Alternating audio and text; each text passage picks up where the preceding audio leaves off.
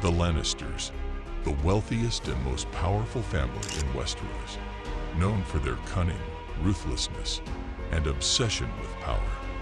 But what if I told you there was a real-life version of the Lannisters, living in Renaissance Italy, controlling the Vatican? Meet the Borgias, a family whose rise to power was filled with just as much betrayal, scandal, and ambition. Today, we're diving deep into the dark histories of House Lannister and the Borgias to see just how similar they really are. Tywin Lannister and Rodrigo Borgia, the ruthless patriarchs. Let's start with the patriarchs. Tywin Lannister, the ruthless head of House Lannister, and Rodrigo Borgia, who would become Pope Alexander VI. Both men were cold, calculating, and willing to do anything to secure power for their families. Tywin Lannister ruled the Westerlands with an iron fist, using gold and military power to maintain control. Rodrigo Borgia wasn't much different. He bought his way into the papacy through bribes and strategic alliances, using the Vatican's influence to build a dynasty. Like Tywin, Rodrigo was willing to bend or break any rule to ensure his family's supremacy. The Borgias' motto might as well have been, "A Borgia always pays his debts." But it wasn't just about gold for these men, it was about power and legacy. Tywin wanted his family's name to endure for centuries, while Rodrigo used the Vatican to make his children powerful players in Renaissance Italy. Both patriarchs laid the groundwork for their family's rise, but they also sowed the seeds of their downfall. Cersei Lannister and Lucrezia Borgia, the women behind the throne. Next, let's talk about the daughters. Cersei Lannister and Lucrezia Borgia. Both women were fiercely loyal to their families and weren't afraid to use their charm, beauty, and cunning to protect their own interests. Cersei's ambition was clear from the start. She would do anything to keep her children on the throne, even if it meant betrayal, manipulation, and murder. Lucrezia Borgia's story is eerily similar, often depicted as a seductress and poisoner. Lucrezia was rumored to have used her beauty to control and influence men at court. Gossip suggested she wore a poison ring to discreetly eliminate enemies. Like Cersei, she was the ultimate player, using every tool at her disposal to navigate the dangerous world of Renaissance politics. But here's the twist. Many of the rumors about Lucrezia's poisonings were likely exaggerated by her family's enemies. In reality, she was a pawn in her father's and brother's power games, much like how Cersei was initially used by her father, Tywin. Both women fought for survival in a world that underestimated them. Jaime Lannister and Caesar Borgia, the deadly swordsman. Now let's move on to the sons. Jaime Lannister and Caesar Borgia. Jaime was Tywin's golden boy, a knight and a warrior, but his loyalty was often conflicted.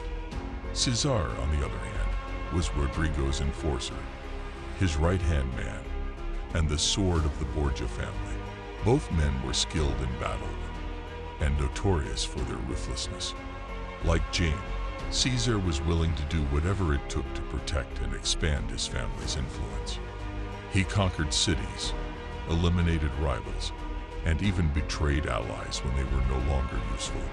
The Borgias were accused of orchestrating murders to secure power, and Caesar was often at the center of these plots. And just like Jaime, Caesar had his own moral conflicts. Jaime struggled with the burden of his family's reputation, while Caesar, raised to be a cardinal, was torn between his role in the church and his thirst for power. Both men's lives were shaped by their families, and both had to choose between loyalty and survival. Scandals and rumors, poison, affairs, and bloodshed. When it comes to scandal, both the Lannisters and the Borgias know how to keep things interesting. The Lannisters' legacy is full of bloodshed and betrayal, from the Red Wedding to Joffrey's murder. The Borgias, they weren't much different. The Vatican was filled with whispers of poisonings and secret affairs. Lucrezia's marriages were a political chess game, much like Cersei's manipulations. Each match was designed to strengthen the family's power. And just like how the Lannisters faced accusations of incest and betrayal, the Borgias were rumored to have scandals within their own family. Some even whispered that Lucrezia and Caesar had a more than sibling-like relationship. Though, much like Cersei and Jane, these rumors may have been exaggerated by their enemies.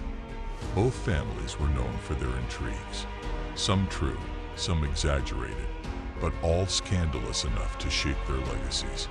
Whether it was real or invented, the gossip around these families made them infamous in their respective worlds. The fall of the Lannisters and the Borgias, ambition's price. In the end, both families paid the price for their ambition. The Lannisters, despite their gold and power, faced betrayal from within and outside their family. Tywin's death marked the beginning of their downfall, and Cersei's eventual demise sealed their fate. For the Borgias, Rodrigo's death left Caesar vulnerable. Without his father's protection, Caesar's enemies quickly closed in, leading to his capture and eventual death. The parallels are striking. Both families built empires that crumbled under the weight of their own ambitions and betrayals. The Lannisters and the Borgias remind us that, in the Game of Thrones, power always comes at a price. So, who do you think played the game better? The Lannisters of Westeros or the Borgias of Renaissance Italy?